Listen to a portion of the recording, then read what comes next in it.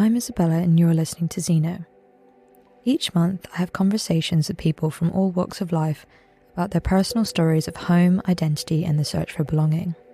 Lawrence De Silva, welcome to the show. It's wonderful to have you here. How do you answer the question, where are you from? And what truths are missing from the answer that you give? So I remember as a kid finding it a bit confusing, to be honest, to actually describe where I was from. I often used to say, oh, I'm half English and half Indian. But what was also quite confusing about that is I knew, much like many people from the subcontinent, my dad's family had gone across to Malawi, or they were taken across to Malawi from India by the British colony. He certainly worked in a few different things involving like helping build the railway line between Blantyre in Malawi and Mozambique. Then they moved to the UK. So actually, strangely enough, my dad feels more connected to Africa. So a lot of his stories when I was a little child were all about his life in Africa. As an adult, you'd never have this issue. But like, as like a 7-year-old, I was a bit like, okay, so I'm like half English and half Indian, but he's talking about Africa all the time. And I almost didn't understand the difference between India and Africa. And I was very confused about it. So I used to trot out a long, convoluted story, a bit like I'm doing now, about how I was half English, or sort of half Welsh really, but half English and half Indian via Malawi, that kind of thing. Mm-hmm. So, and that's changed over time. Sometimes, like, you know, when I got to teenagery age, I'd just be like, I'm from near Oxford, just as like, screw you to asking me these annoying questions all the time, as I'm sure you've had yourself. For you, when you were younger, there was this sort of erasure of your dad's experience. How do you relate to that experience now? I'm reading a book at the moment with, actually my partner and I are reading this book together. We have this slightly twee arrangement where we read out loud to each other. I do the same thing. You do the same thing, yeah. It's so good, isn't it? It's so nice. So sweet, yeah. Because it's really nice to read a book exactly at the same time and really delve into it. It's just a lovely thing. But yeah, this one is called The In-Between World of Vikram Lal. And it's about an Indian guy who subsequently moved to Canada, but he is originally from Kenya. So he grew up in Kenya and then he emigrated a few years ago to Canada. And it's all about his life in Kenya at that time. And I find I've been to Malawi and I've been to Kenya and been to quite a lot of African countries, actually. Worked for a little while in South Africa. I feel much, totally connected to India. But just via the simple fact that my family, lived in Africa for, a couple of generations, I do definitely feel a connection. In terms of the book that you're reading together, how has it changed your perspective on things, or what are some of the standout things that have really resonated with you? I would say it's probably just made me realise the complexities of the colonial system in general, and just some of the nuances that are in the story of like the fact that, often like the Indian population in Africa was used as a bit of an intermediary, so that you could a divide and rule type thing where you could more easily control the majority African population by having another class of second-class citizen who were just slightly above the majority African population. So just those dynamics and complexities, it's really opened my eyes to that. My initial reaction is just how much that is reflected in our current political discourse, like how people of colour are maybe used to promote hyper-conservative ideas and things like that, rather than addressing the root cause of social problems, perhaps, for example. You also mentioned that you have Welsh heritage. What's your relationship like with that? Yeah, well, that's a funny one. So my mum is Welsh, but because she sort of denies that she's Welsh. And I don't quite really know why, because she grew up in Wrexham, as did her mother and family. They weren't Welsh speakers at home, whilst quite a number of people in Wrexham, for example, are Welsh speakers. So there's a bit of a divide. But she doesn't really consider herself Welsh because she left that life when she was 18. Sort of typical sort of story of being the first person in her family to go to university, went to university in England, moved to London in whenever it was, late 70s, early 80s, and then has become has much more in common with the South and London and, of the UK than she does with Wales anymore. So she doesn't really have a huge amount of connection. I would say that one thing I've noticed, I don't know if this is the same with yourself, but then I've definitely got friends who I know that they might be white British, or they are white. Some of them are white British, and you might meet their parents, and you sort of realize that actually their parents and their parents' parents and their parents' parents, blah, blah, blah, etc., they're all incredibly similar. And there's just so much consistency. And I guess with that comes a lot of like very clear-cut, distinct cultural capital that I suppose in my own family hasn't really been the case, because in my mum's case, she's become much more middle class, moved away from Wales to the south of England. So that all just gets mixed up. And then obviously my dad being from a different country altogether, it's just a whole big, mix, which is very rich and great, but it doesn't have a distinct, I guess you'd call it cultural capital, where, your parents are the same, and there's like a world of people who are all kind of quite like you. I think certainly in my family and in a lot of mixed families, that doesn't really happen. It's just different new things all coming together. So what I'm hearing from that is, for people who grow up in families that are perhaps more like culturally homogenous, is there's a pressure to adhere to that pre-existing way of doing things, right? Like it's your obligation to take the hilt, like to continue on what that idea is culturally. And I think perhaps for some of us who have more mixed backgrounds, multicultural backgrounds, or multi-faith backgrounds, like you can make your own way a little bit more, maybe. There's a bit more freedom, more creativity with that. I think so, definitely. And I think if you do come from a more monoracial background where your parents are, I almost also mean this not just in terms of race, but in terms of like class. If your parents' generation have been a similar class, unfortunately, is still burdened by this idea of class, I think, then, you have a set way of being and almost like a set group probably of people, a network of people that you interact with. And you don't really need to give it much of a second thought. You just get on with your life. Whilst, I think, as you know, like mixed background, you're presented with difference that might shake you out of that. Yeah, and you just got to figure out your own identity and make it work. Figuring out your own identity, often on your own. Yeah, exactly. Often on your own, yeah. Yeah, for sure. What context about you in your life is important for us to better understand the work that you do now? I initially studied a lot of environmental science at university, did a master's in that thing, worked in renewable energy and sustainable investment for quite a while after my master's. In the last few years, I've taken a bit of a turn and I really sort of sat down and examined, like, what have I really enjoyed doing?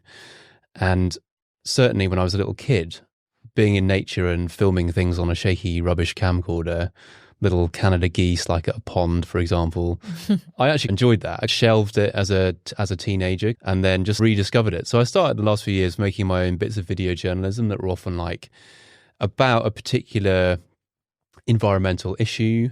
And I did it in a journalistic way, a little bit like a news piece, but much more in depth, because the news is so surface level. It's almost like half the time not really worth watching. I wanted to go much deeper. And that interest started in really just having grown up in the countryside and just being in a natural environment from an early age. I always had a real affinity for being in nature. And so I'd always had that kind of connection to the landscape. But I was fortunate enough to travel to different places when I was younger as well, including going back to India, or going to India to visit family in the south of India, down on the southwest coast near Sri Lanka, or towards Sri Lanka. And certainly there, I didn't really have the language probably at the time to know what it was, but I definitely felt a real connection with the landscape when I was there and that environment. And the one thing that I remember from being there, the first time I went, I was about 7 years old, and I had a wonderful time there. Went with my extended family. My granny and granddad were there as well, who'd moved to London, but we all went across as this big group. And it was wonderful fun playing with my cousins. And then it was time to come back. And we were waiting at the airport, and I had like a little disposable camera. Tried to take a photo of the plane as we were waiting for the everything to happen. And this soldier marched over, because in those days they used to have, the airport was this pretty much like a tin shack with loads of whirling fans, a big stretch of concrete and nothing much else. But they had loads of soldiers that were all the way around the outside perimeter fence with their guns and everything in camouflage. And he marched over and just said, "You're not allowed to take any photos." So he took the camera off me. He did give it back, luckily, but he said, "Just no photos." And I was like, well, how else can I hold on to this experience of like being in this new, but also it felt like a land that I knew, like almost like in my body, really. I knew this land. And I ended up taking off one of my little white sports socks, 1990s sports socks, running over to the fence where there was some of the red dirt. You get a lot of red soil in that part of the world, and just bundling a load of this red soil into my sock. Took it home, put it in a jam jar, and put it at the back of my wardrobe in my room as a kid. And I came across it only about 3 or 4 years ago, and it was still there, that little jam jar full of bright red earth. And I think for me, there's something about landscapes and being in a land. I loved sort of feeling a connection with it. And I think that's probably why I've gone into the work I've gone into, which has often been about the environment. I love that story. So rich, like so much to go into there. I mean, it's funny you talk about the soil thing, because like I actually did something similar to that too. It's like every time it's nowhere near as profound, but like I also was super into animals, and like I thought I wanted to be a zoologist when I was a kid. But I went through a phase of like loving hermit crabs. Like I was just obsessed with hermit crabs. Yeah. And I would always try to like get a jar to make a little like get the sand from the Philippines and like make a little mini like beach in the Philippines. Oh, amazing. But yeah, there's something so powerful there about like that embodied, you felt that really deeply embodied feeling of like connection to place. What does home taste, sound, smell and feel like for you? Definitely anything with spice in it. Growing up, my mum was very much a fan of just cooking spicy food. You know, she didn't grow up cooking spicy food, but she used to make spicy food. And whether it be like some Italian that had like a lot of chili in it, like an arrabbiata sauce type thing, or it could be Thai, or it could be Indian, anything spicy. I feel quite at home with that. My grandmother used to make masala dosas, those great big rice pancakes full of spiced potato, and you had the coconut chutney, and she used to make all sorts of things like that. Also cucumbers with the skin cut off, which I always thought was really unnecessary, but she used to painstakingly remove the skin of a cucumber. I think smell would probably be something like a newly mown field of hay, because I grew up just north of Oxford and it was properly rural place, and they were always making hay in the summer, and that smell of hay just drying is always just a lovely smell. When I do go and see family in India, there's the city where they live is a big fishing port, and I only latterly found this out, but my granddad apparently always used to go down on a Sunday with a plastic bag and go to the fish market, buy a fish, and then get the bus home, and they just cook this big fish for lunch. But that area where the fish are landed, we often used to walk around there just because it's quite kind of atmospheric at sundown time. But the smell is absolutely horrendous. It's like, because it's 40 degrees and 90% humidity, things that get landed, and then it's often women actually in saris just kind of cutting things up and then throwing things everywhere, and half the time they're missing the bucket with the kind of fish heads that aren't needed or whatever, and it all just lays there in the sun just slowly rotting. So actually the smell is kind of horrible, but it's also weirdly comforting at the same time. It's very kind of like lodged in my memory, that smell anyway. Sound I think is quite hard. I'd say in the little village where I grew up there was a cricket field. I used to quite enjoy playing cricket, still do, but you could just about hear the appeals whenever there was like a wicket that was going to fall. Everyone would start shouting, and you'd hear that, and you sometimes hear the ball being hit if someone hit a big six or whatever, and that just sort of slowly floating around in the air. Also mixed with, on some Sundays, in Silverstone was probably about 10 miles away, but in those days the type of engine they used was so loud that noise would carry right across the fields. There's almost nothing between us and Silverstone apart from 8 miles of fields or whatever, but you just hear them like practicing on the circuit just in the background. In light of your interest in sustainability, how do you reflect on when you look at the landscape in the UK as it is now, and particularly around like the area in which you grew up? I think it's changed. I find when it's sunny and warm, I feel very at home. And then when it's like cold and rainy, I just feel like it's some sort of alien landscape. I do feel the connection to the British landscape, especially the coastal areas. Over lockdown, I ended up going to lots of different parts of the coast, when we could travel. And it was amazing because I initially thought that the coast in the UK was Brighton Beach or brown pebbly beaches with brown water, a few arcades and a seagull that wants to steal your ice cream. But actually, there's just unbelievable coastline everywhere. And I had no idea. I just ended up buying a few books that were like, I think it was called something like Secret Beaches or something. Went to all these places. And I was blown away by just how amazing the coastline is. So I definitely feel like a lot of connection to the maritime areas of the UK that are particularly beautiful. I could just, spend my entire time. Parts of Cornwall, even like the Welsh coast as well.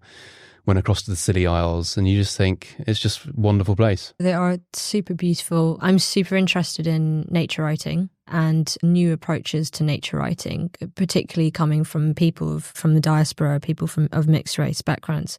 And yeah, I moved back to the countryside, and I'm looking at it through a very different lens than I did ever growing up. And I relate to what you were saying around the smell of like freshly cut hay is like, that's home. I completely feel that.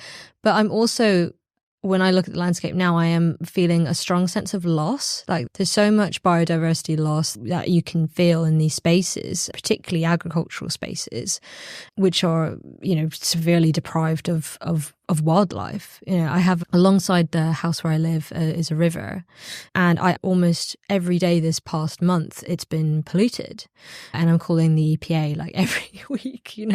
Here I am again, like it's polluted again, and it's incredibly frustrating because, like as you just mentioned, you deeply feel connected to the landscape, and I think a lot of people in the UK do feel a very strong connection, and yet there's so much biodiversity loss. There's so much impact of climate change in our own backyards as well as the global south. I mean, how do you think about that? Especially because your work is focused on sustainability and the environment. Yeah, I mean, clearly, like the picture is quite depressing and pretty gloomy. I almost have to, for my own sanity, just have to look for the kind of good things that are happening and some of the regenerative agricultural practices that some, quite innovative farmers are starting to pick up and to champion. I think I also just have a huge amount of sympathy for British farmers because late stage capitalism has basically caused, well, it's not really been the direct cause, but like the agricultural system in general is so commodified, and its business is right at the heart of that. And supermarkets can make such demands on farmers that they can hardly get paid anything, like terrible margins for producing perfectly good, really good crops. And they're just trying to balance the books and keep, afloat financially half the time. That I can almost not blame people for thinking, I've got so many things on trying to manage my farm. Why not just spray this field? And I know it's going to, make the crop come in for this year. And maybe I don't need to worry about 5 years, 10 years time, because I just need to make sure we can get the crop out this year. And I often sympathize. It must just be such a nightmare to be operating on these thin margins. And obviously the supermarkets largely are to blame for really hammering down on farmers because they've got all the power, really. Personally, I probably have noticed a difference since when I was a kid. I remember actually doing some research I worked on a documentary narrated by David Attenborough, which was all about biodiversity loss around the world. And I remember chatting to this guy. He actually made it into the film in the end, and he was talking about what happened in Australia. But the same was the case for me, because as soon as he said it, I was like, oh yeah. And it was that when he was a kid, he used to drive around, and then, he would see that his mum or dad's car, that after every week, would just be covered in like splattered insects. Because obviously when you're driving along the roads, all the insects just whack into your car and then they get stuck to it. But then if you drive around in the countryside now, how often do people have to clear insects off the front of their car? Almost never. And that's because, putting loads of agrochemicals on the fields has caused so many of those insects to die. And insects are so important in the larger kind of scheme of ecosystems in this country and around the world. And so you do start to notice these small but significant changes that are happening all around us. And I think sometimes it just sort of creeps up on you rather than it just suddenly being like seeing a forest deforested. I'm so glad that you mentioned that, because I think that is, those are the stories of like the less noticeable changes in biodiversity loss are so significant, and we just don't talk about it enough. Michael Mallay's book Late Light is fantastic, and it delves into that space. So he's living in Bristol, and his academic practice is in ethnography, but he does a lot of nature writing, and in Late Light, he is a collection of essays looking at non-charismatic, non-human animals and that are in decline. So he's got an essay on eels, an essay on crickets, an essay on river mussels, and it's just, and moths as well. So like all these creatures that are extremely significant to the wider ecosystem, but because they don't have, cute eyes, and really no one really cares. And I mean, that's a huge aspect of like animal ethics and things like this, of like, they have to look a certain way for us to really care about them. Yeah, and there's often this phrase, I think it's called, I'm going to mispronounce this, but anthropomorphization. Yeah. That's what people, I mean, when TV documentaries are made about the wildlife, you really want that so that people are interested in it. But there's also a big school of thought being like, well, why should we be doing this? Like, it's unnecessary to make them have human characteristics. They should be valued just for what they are. Yeah, and the question in like nature writing space now is like, am I just projecting my human baggage onto the animal? Yeah, exactly. Which I love that perspective. And in Late Light, Michael Malley talks about how rivers throughout the UK used to be filled with river mussels, and they're such a massive part of that ecosystem, and a healthy ecosystem, because the mussels would clean the water, and because of that then photosynthesis happens for like pondweed and riverweed and all these things, and then trout would come out of that. So it's and I've seen so much of that in the small catchment area around like where I live. Is like I used to see trout all the time in the river. Did you? Yeah. Yeah, and like that people would fish in the river, and we'd see them a lot, and like virtually they're non-existent now. And I wonder if like how many smaller creatures have played a massive part in that. As I'm sure you know, it's often about these tipping points, isn't it? So like as soon as like a certain number go, that rapidly causes a decline of the rest of a population. So yeah, the whole thing about, I think, the environmental sector is that you almost don't want to put people off it, really. I think a lot of people do get put off because it is unfortunately just like really gloomy and quite depressing.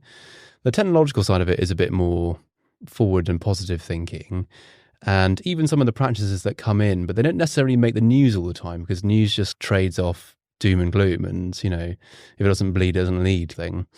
And like, there are lots of positive things, but then around London, but all around the country really, this last year or so, they've often been letting the verges grow. So there's quite a famous shot, I think, actually, in front of King's College, Cambridge, where it's normally like this manicured lawn that's probably got loads of fertiliser on it, like kind of snooker table, and they just let it grow into like a wildflower meadow, which is obviously so biodiverse and so wonderful environmentally. And I've noticed just around in Brockwell Park, I live over in Brixton, they've just left huge swathes of the park to grow wild. And for an urban park, that's just so important. And before, I think the mentality amongst, especially maybe the older generation, is that everything's got to look really neat and tidy. But actually now we realise we don't really need to do that. And I think it probably saves the council money anyway. It's a great example of as like a small sliver of something that makes us hopeful, right? And making that more immersive experience of nature more accessible to people in the city. What would you say would be your earliest memories of feeling like an outsider, like you didn't belong?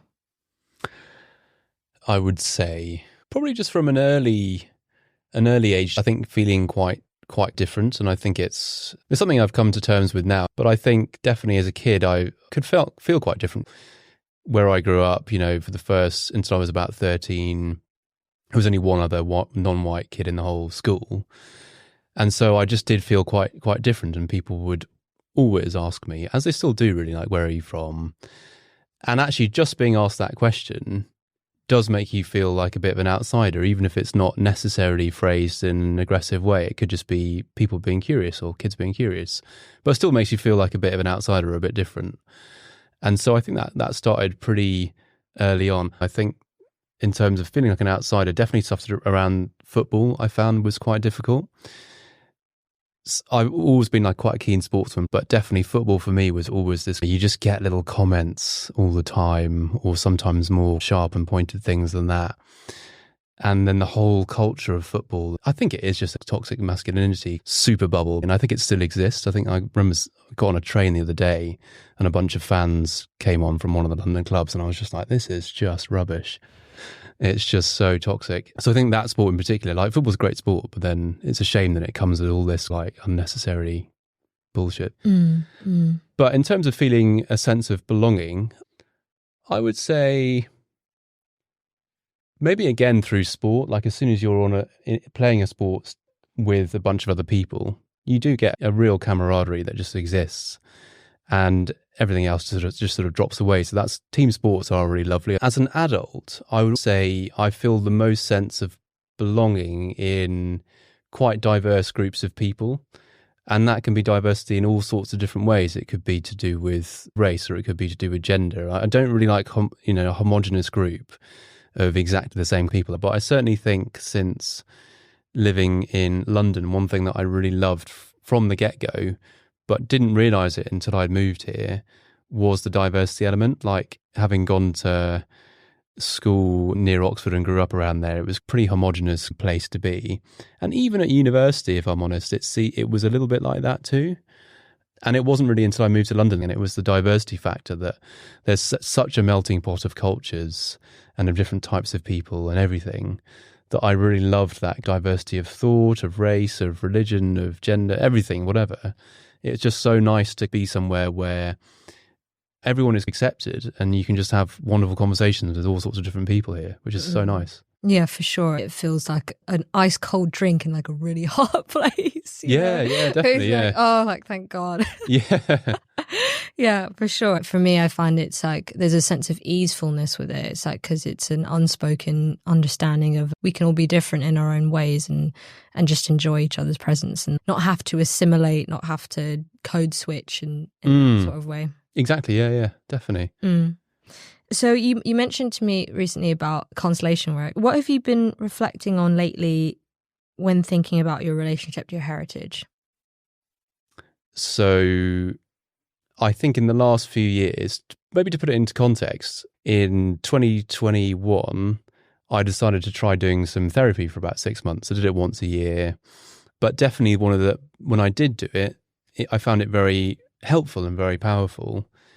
And the main theme of the whole thing, I didn't really necessarily realise it was going to be the case beforehand, but was all about race and the mixed race experience and finding that quite hard.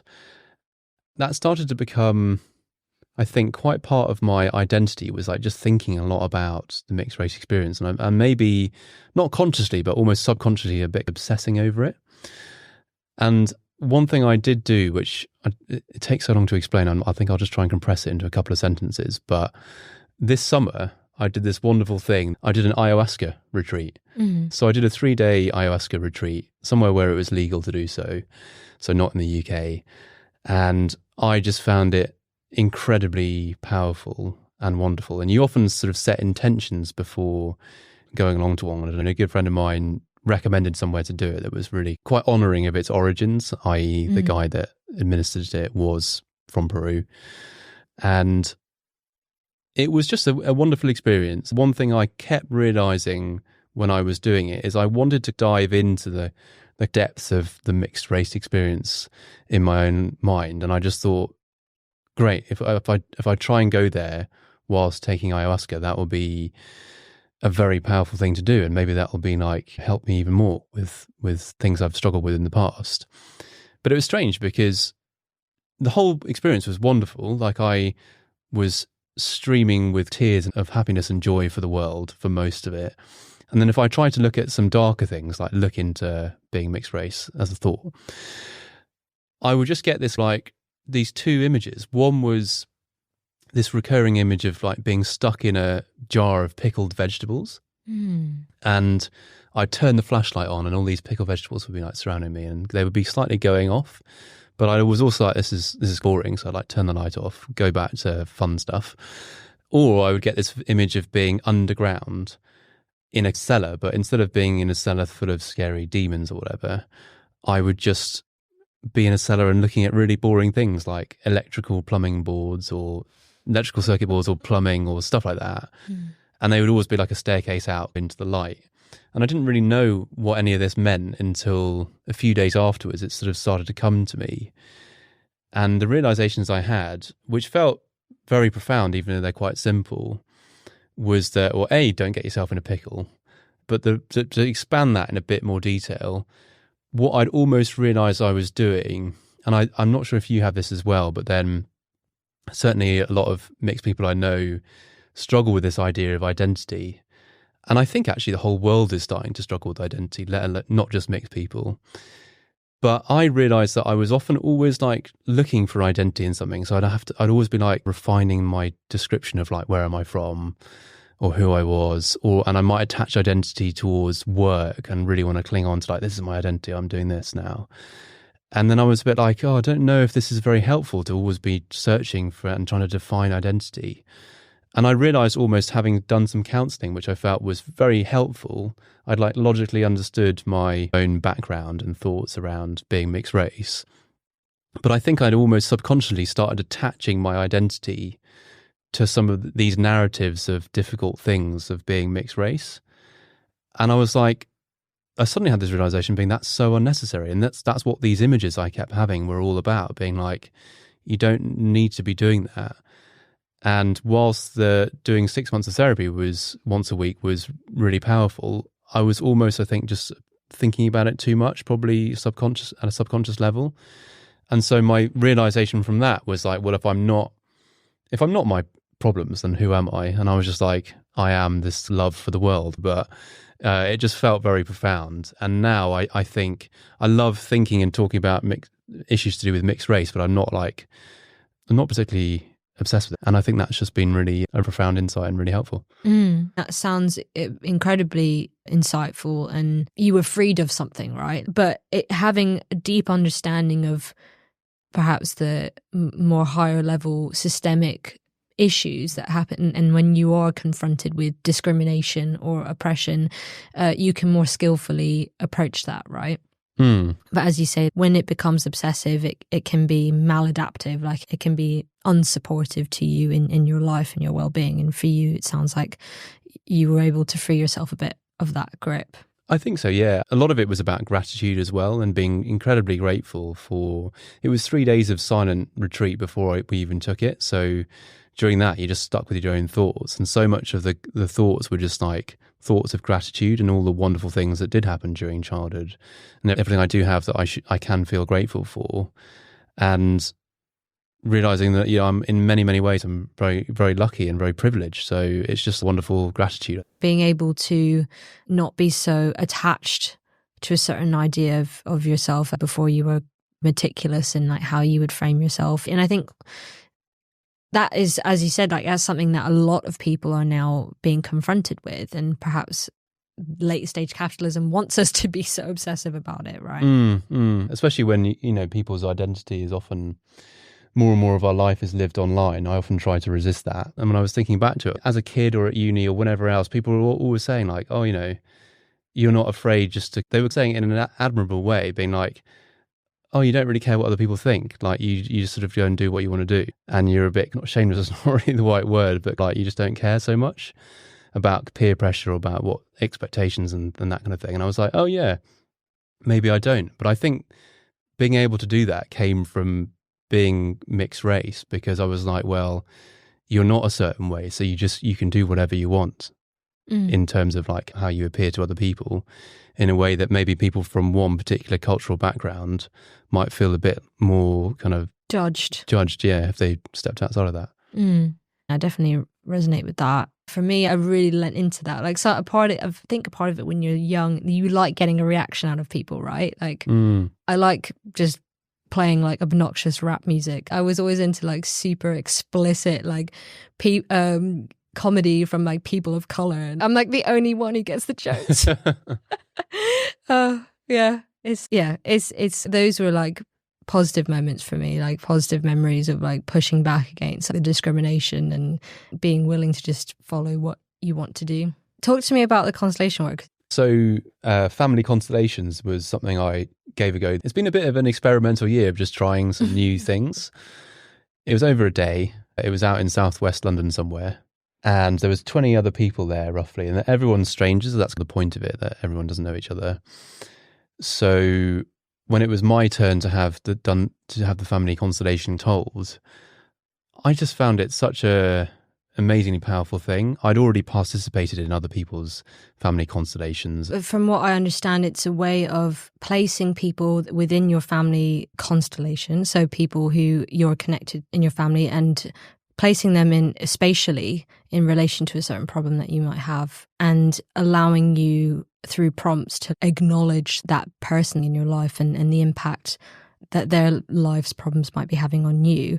It allows a way to place respect on that individual, but also move past some of the threads that might have been holding you back. Yeah, exactly. But I found it brilliant because when it was my turn to have my constellation told, it was a lot to do with the Indian side of my family. And I went along because I've often felt like I can sometimes feel emotion that is related to that side of my family that can bring me to tears very quickly for no reason, just stuff to do with race. And I can just suddenly feel very teary and a bit kind of clammed up. And I never really understood what was going on there. But at some level, it felt like it wasn't entirely my own feeling, and as if it was someone else's. And through the constellation, what I realised was it felt like some of it was related more towards my dad, for example, who I think probably had far more unpleasant experiences when he grew up in Malawi, because he actually ended up going to a white school there. And it was a sort of semi-apartheid state, that part of Africa at that time. And so they had a really, really tough time of it. And they're quite stoic and of that age, they didn't really talk about it too much. But I often felt like I was maybe sometimes feeling emotions that might be more his emotions rather than mine, that he just sort of stored up. I would have never said this 5 years ago, but having done this family constellations, I was really awoken to it. And so a lot of it was kind of recognizing some of those reactions weren't mine, but were more related to my family. But also a lot of it was related to things ancestrally, and it felt like it was very, very old. So at one point, but it's so hard to explain without going through all the different things. But with that, the ancestral stuff, it felt like it was to do with the Portuguese converting people from Hinduism to Christianity back in the 1600s, which is obviously what my family did because my surname's De Silva, which is Portuguese. But originally they would have had a Hindu surname, but that's been lost in the history book somewhere. And there was a lot of awful things that happened when the Portuguese did convert people to Christianity. You know, they were dismembered in the street while still being alive as a show of like, you need to be converting to Christianity from Hinduism. So there was a lot of like torture and trauma basically that happened that was many hundreds of years old, that me as a scientist, you know, is almost a bit like, this is just crazy. But then having done this family constellations, it made me realize, actually, I think there's a lot of truth in that now. And there's a lot of emerging science that's coming out showing markers in people's DNA that shows trauma events that are related to people who might be 4, 5, 6, 7 generations ago affected by some traumatic event. And it actually shows up in the person who's alive today, even though that's not their life experience. It's their distant ancestors' life experience. And the reason why I often felt an overreaction towards things to do with race in my own mind, I felt like was a lot to do with this inherited trauma. So that family constellations thing unpacked a lot of that. And it was particularly interesting right at the end of doing it because the facilitator selected someone to represent the emotion of rage, who was actually this 69, 70-year-old man who I was then told I had to wrestle with. And I was like wrestling with this guy who was freakishly strong, but he was really old. So it was almost a bit embarrassing because I don't know why he was so strong, but he had this like superhuman strength whilst he was wrestling me. And all these people around the outside were watching. And oddly, a lot of them were in tears, even though I didn't even know them. They were strangers. And I had to wrestle with this guy, and he was pushing me back, and then we wrestled it out, and then we gave each other a hug at the end, and that felt like it had cleared something that was like... And when he stood up, it was so freaky, because I felt like it was someone who wasn't just 60, 70 years old, an older man. He felt like someone who was ancient, like someone who was like 400 or 500 years old. And of course, he was embodying this emotion of rage. And there were so many things like that where you sort of select people to represent different parts of your family. And actually, my Indian grandfather, I selected a woman it was a woman who played the role. And she was about 50, you know, she had like blonde hair. She looked nothing like my Indian grandfather. But at the end, she came up to me and she was like, I knew that you were going to select me to play the role of your grandfather. And wow. she said that part of India, she said that she loves going there. She goes there for every holiday. And then she said to me, she was like, oh, I would love to die there. It seems like more than a coincidence that I selected her to play that role. Loris De Silva, thank you so much for being on the show. It's been wonderful.